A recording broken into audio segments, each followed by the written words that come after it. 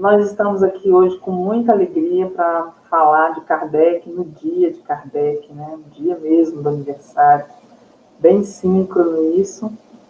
E eu que sou professora, né, há muito tempo, é um privilégio falar sobre essa figura e sobre a figura que ajudou a moldá-lo, né, como pesquisador, como professor, como escritor, como autor, que é um dos meus ídolos no sistema educacional, que é o Pestalozzi, né? Eu conheci Kardec antes, porque eu nasci em família espírita, mas eu conheci a fundo o Pestalozzi enquanto eu fazia o curso do magistério, né? Então, eu sei da ligação dessas duas almas com muita força, né? Com muita vibração, intensidade, e esse vai ser um dos aspectos que nós vamos trabalhar hoje. Eu vou colocar aqui a apresentação para que todo mundo possa acompanhar e depois ela fica disponível também para consultas posteriores, né? Então, vamos iniciar aqui, já que nós temos esses 30 minutos, né, para a gente falar sobre Kardec. É quase um suicídio conceitual, a gente falar de Kardec, o educador, em 30 minutos, mas eu procurei selecionar os aspectos que possam nos ajudar a construir mentalmente, ou reforçar, ou esclarecer um perfil dessa pessoa que teve um papel muito importante na educação francesa e na educação planetária, né? Não podemos nos esquecer desse aspecto.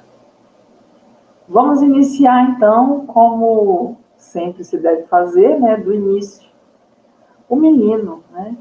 Nós temos notícias no Evangelho do Jesus menino, que nasceu, que na barriga da mãe já fez uma viagem muito grande por causa do censo, e depois foi perseguido pelos soldados de Herodes e viajou pequenininho para se esconder em outro lugar, né?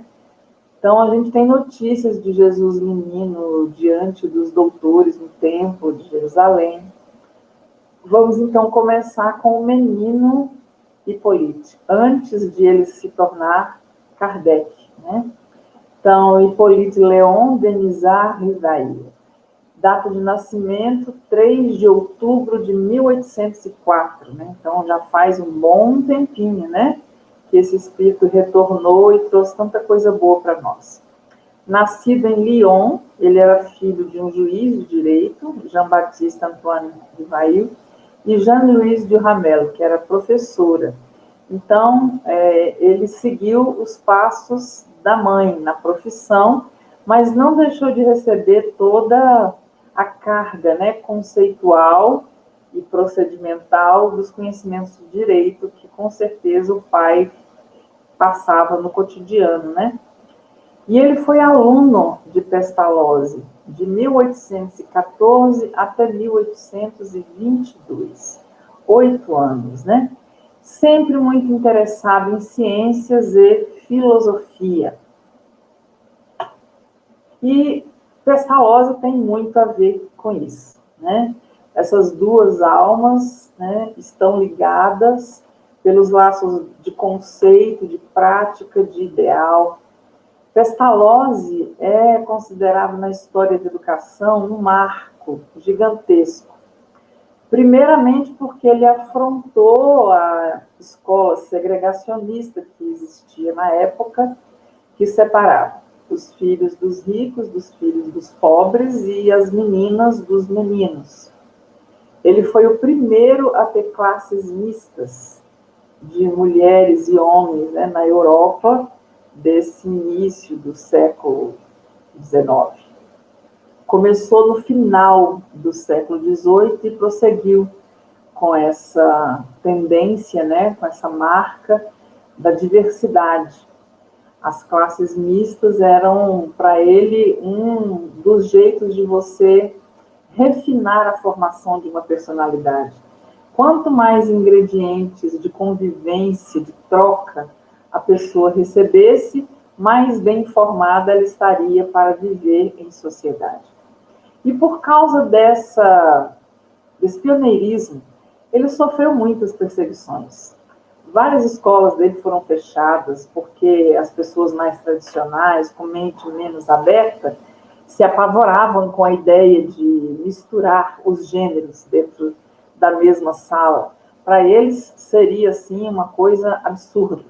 E a gente sabe que ele estava com a razão, né? Toda a pedagogia moderna reforça esse conceito. Então, com certeza, ele foi enviado para essa escola com esse propósito, já que a mãe dele era professora, ela deveria entender bem a proposta do Pestalozzi e, como mãe de missionário, deveria saber que esse era o melhor caminho, né? Então, ele foi aluno do Pestalozzi e durante 8 anos.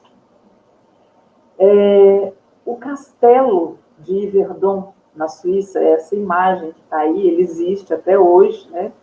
É um dos meus sonhos visitá-lo, se nesta vida ainda for possível. E para lá ele foi e ficou como interno, mas não existiam somente alunos internos nessa escola de Pestalozzi, né? Existiam aqueles que moravam no local, passavam o dia na escola e iam para casa de tardinha, né? Num dos relatos mais bonitos que eu já vi a respeito desse lugar, diz que a escola começava as aulas às 7 da manhã e terminava às 6 da tarde. Mas ninguém queria sair e ninguém chegava atrasado, embora não tivesse ninguém na porta, né, no portão, fazendo controle de frequência, anotando isso. As crianças, os jovens que estudavam lá, eles queriam estar lá. E eles chegavam cedo por vontade, não porque era obrigatório ou porque haveria alguma punição. Na escola pestalozziana não havia isso, né? O máximo de constrangimento que o estudante podia chegar era ter uma conversa presencial, né, confidencial com o mestre Pestalozzi. E ele se relacionava com seus estudantes com tanto amor que não havia quem resistisse, né, a esse carisma.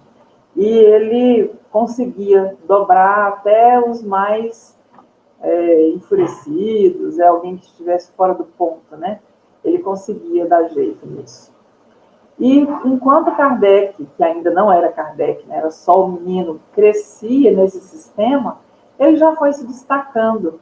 E o Pestalozzi, quando ele foi ficando mais velho, ele passava a direção da escola para o jovem indenizar sem nenhum constrangimento. Ele ficava na direção da escola pestalozziana enquanto o mestre se afastava para fundar outras escolas, para fazer palestras, buscar novas parcerias, né, para manter o projeto sustentável.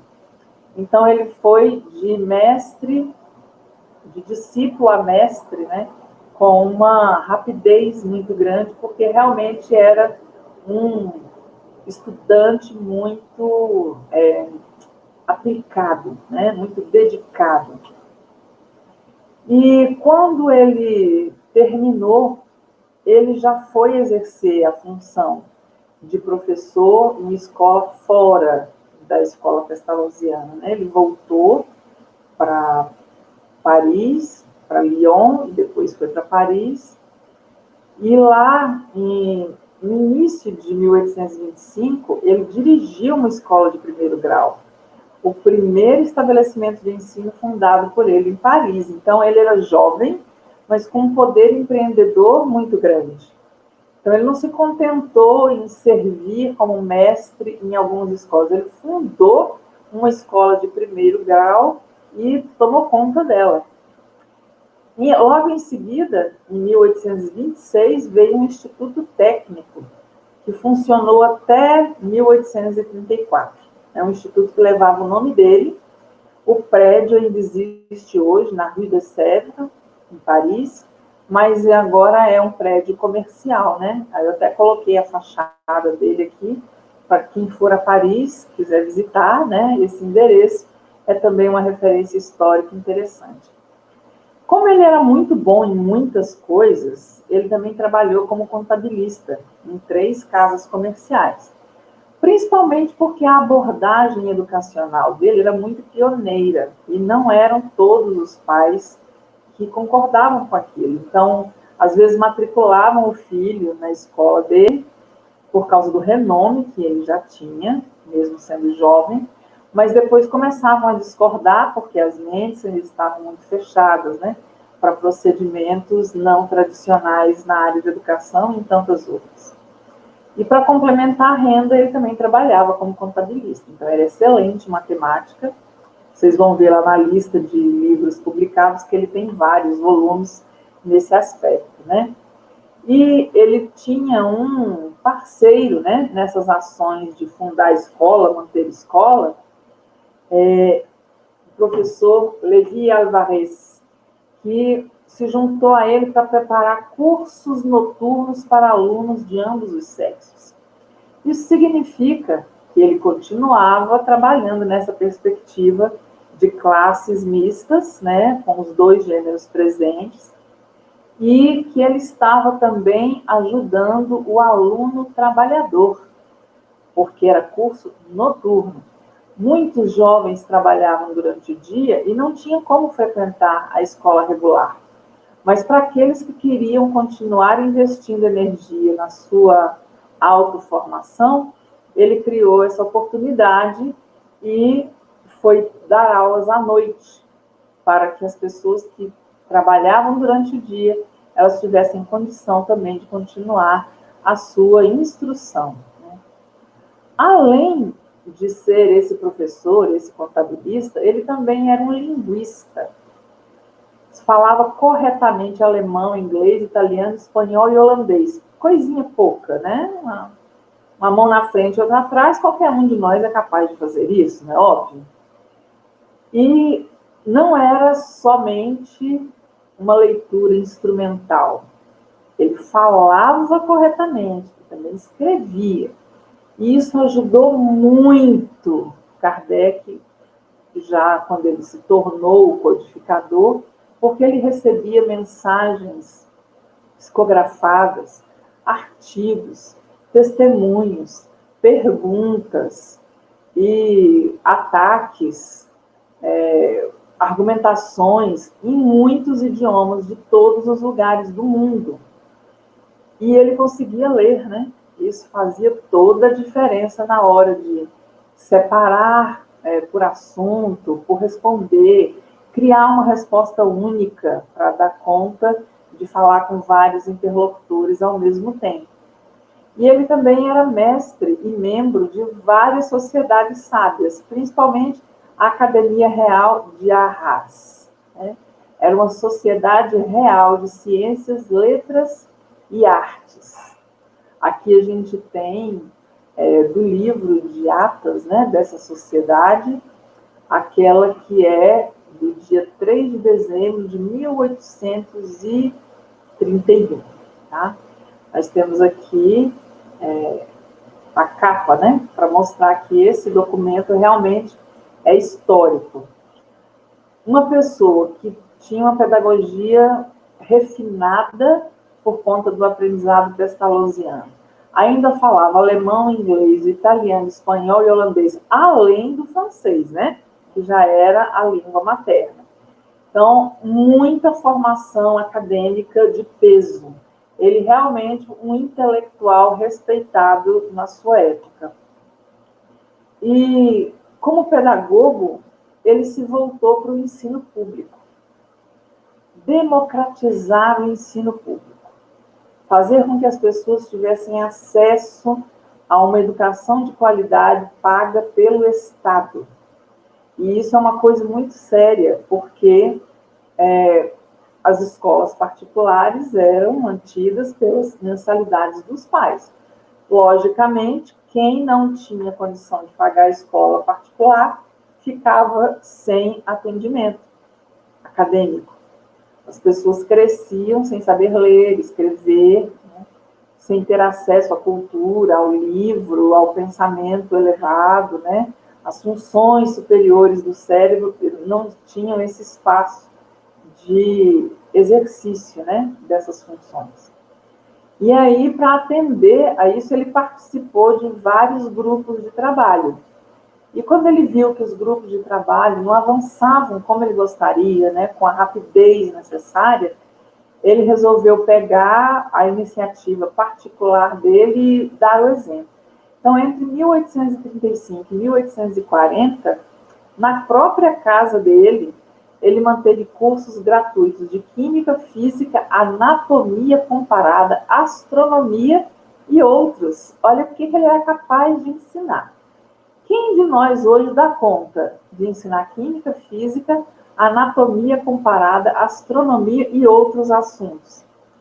A nossa formação, desde o começo do século XX, se tornou muito especializada, principalmente por conta da implantação da Revolução Industrial e da produção em massa, que pede que cada trabalhador faça um pedacinho, né? Isso é o Fordismo, Taylorismo, e é muito usado no mundo até hoje. O mundo inteiro, o conhecimento foi dividido em áreas, e essas áreas passaram a não se comunicar mais umas com as outras, quando no início elas eram ensinadas de maneira integrada.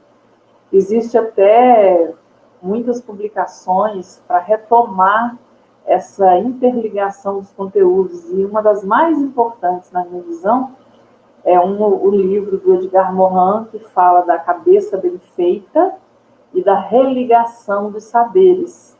Então, não estudar em caixinhas, mas em conjuntos completos, né? Faz muito mais sentido para a nossa mente do que estudar um pedacinho que depois não se comunica com as coisas, né? E ele era capaz de dar aula de tudo isso e muito bem. E para que isso desse certo, ele se utilizou do ensino intuitivo, um processo pedagógico que foi preconizado por Pestalozzi e vivido pelo menino Hippolyte enquanto ele era aluno desse grande mestre. Ele, então, tem aqui essas duas grandes publicações que ele também assina, né? Bulletin de la Société de l'Instruction Élémentaire, Educação Populaire. Ele estava buscando o trabalho com a educação popular, bancada pelo Estado, para que as grandes massas, o povo em geral, tivesse acesso a uma instrução básica de qualidade, né?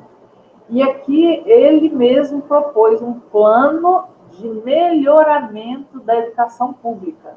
Ele participou do comitê, mas ele tinha as ideias próprias dele e não dependeu de outros comitês para divulgá-las, né? Preparou esse plano e compartilhou com muitas pessoas. Algumas coisas foram bem aproveitadas, outras não. Mas ele fez o trabalho dele bem direitinho. Ele era amigo de Victor Hugo, está bem aqui em cima, né? Esse grande mestre da literatura francesa, que escreveu romance social, né? O mais famoso deles, na realidade, é uma coleção que se transformou num filme com várias versões já, chamado Os Miseráveis. Então ele pega todas as pessoas excluídas da sociedade e transforma em protagonistas das suas narrativas. E depois, na doutrina espírita, ele também vem e psicografa, né, principalmente através de Zilda Gama, em grandes romances com vários ensinamentos doutrinários. Também era amigo de Théophile Gautier, esse segundo aqui, né? Filósofo também, historiador, cheio de livros escritos, né? E também de Camille Flammarion. Camille Flammarion, astrônomo, é um dos colaboradores de Kardec na codificação. Existe um capítulo no livro A Gênese que é escrito por Galileu Galilei, mas foi ditado a Camille Flammarion. Então, pessoas de peso, ilustres pensadores franceses. Kardec era uma pessoa séria e ele se cercava de pessoas também muito sérias. muito comprometidas com aquilo que faziam, né? Muito sinceras, verdadeiras. E ele era muito conhecido e respeitado, e várias das suas obras foram adotadas na França e em outros países da Europa. E o que significa esse ensino intuitivo? Uma coisa que se confirma também na pedagogia moderna. Substitui o verbalismo e o ensino livresco. Então, isso que eu estou fazendo aqui agora com vocês é verbalismo. Eu estou falando, vocês estão escutando. Depois que acabar aqui esse momento, raros vão se lembrar de tudo que foi dito, porque está baseado apenas na escuta, e essa não é a forma mais eficaz de a gente guardar uma informação. Ela pode até dar um flash, disparar outros processos, porque pela fala a gente toca as pessoas, e eu espero conseguir fazer isso hoje aqui. Mas aquela coisa de o professor vai dar a aula, todo mundo fica calado e ele fala. Todo mundo fica calado e ele fala. Isso não ajuda a escrever. O Pestalozzi sabia disso, né? E o ensino livresco? Decore o livro de história. Isso vai ser a sua aula de história. Decore o livro de geografia. Isso vai ser a sua aula de geografia. Não, não é assim. Nós tínhamos que passar pela observação, pela experiência, pela representação gráfica e fazer com que a criança experimentasse todas as suas habilidades. Esse método, segundo Pestalozzi, e a pedagogia moderna assim o confirma, faz a criança pensar a seu modo, caminhar com seus próprios pés e não com os pés do seu mestre. A criança é estimulada em sua iniciativa pessoal. Quem leva isso até assim, o exagero, né? As pessoas dizem que é exagero, mas não é. Maria Montessori trabalha com ensino intuitivo. O José Pacheco, da Escola da Ponte, em Portugal, acho que todo mundo já ouviu falar disso, né? Emília Ferreiro, que é uma grande pedagoga, principalmente da área de matemática, e tantos outros nomes. E esse ensino intuitivo, ele chegou ao Brasil. Tanto que a gente tem aqui, ensino intuitivo, lições de coisas, traduzido diretamente de uma edição francesa que trabalha com essa estética. E aqui é um livro português, do João José de Souza Teles, que também é destinado a mães e pais de famílias, professores e professoras da instrução primária, ensinando como trabalhar para despertar essa intuição, esse desejo da descoberta, né? Quais são os princípios pedagógicos desse ensino intuitivo? O primeiro deles é cultivar o espírito natural de observação, dirigindo-lhes a atenção para os objetos que a cercam. Então, você não tem que chamar a atenção da criança, mas dirigir a atenção. A criança já tem uma atenção muito voltada para o mundo exterior, a não ser que ela tenha algum problema em particular, alguma característica específica que impeça essa atenção de focar para fora. O comportamento infantil ele é voltado para fora. Por quê? Porque ele precisa aprender sobre o mundo, com meio de sobrevivência. Como esse mundo onde ele vive funciona? Como é que ele deve se comportar? O que ele deve fazer? A quem ele deve chamar? Todo o complexo infantil está voltado para a compreensão do mundo externo. Então, a gente não precisa despertar a atenção, mas apenas dirigir a atenção para os objetos, proporcionando que eles sejam estudados de maneira mais profunda. O segundo princípio, que é cultivar a inteligência, a gente permite observar um comportamento que habilite o aluno a descobrir por si mesmo as regras. Olha, você está num grupo. Que comportamentos você vai adotar neste grupo para você ser bem recebido, para você contribuir com o crescimento do grupo? O que é que você faz que não dá certo? O que é que você faz que desperta algum comportamento negativo dos seus companheiros? Então, cultivar a inteligência e fazer com que o aluno observe isso e descubra como se comportar em todas as situações, né? Conversando sempre a esse respeito.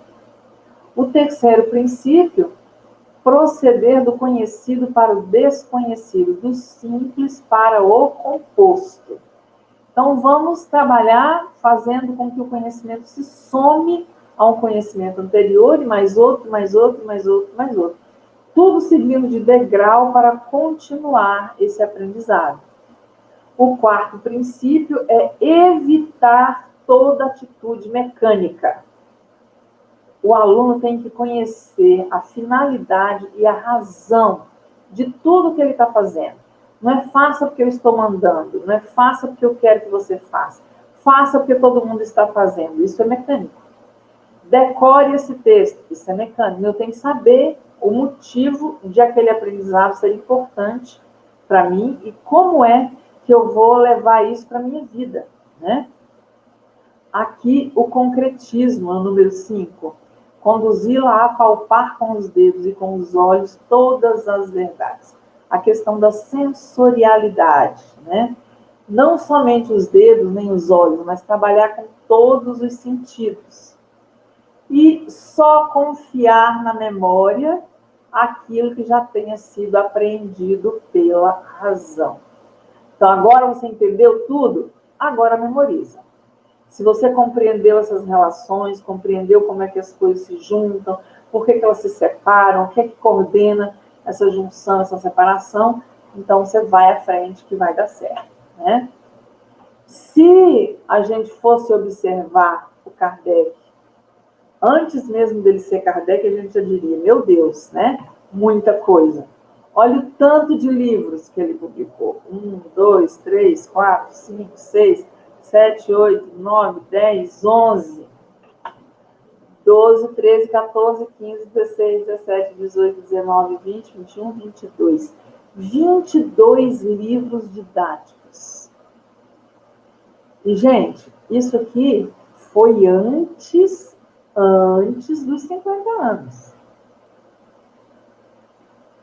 Isso é demais, é quase um livro por ano.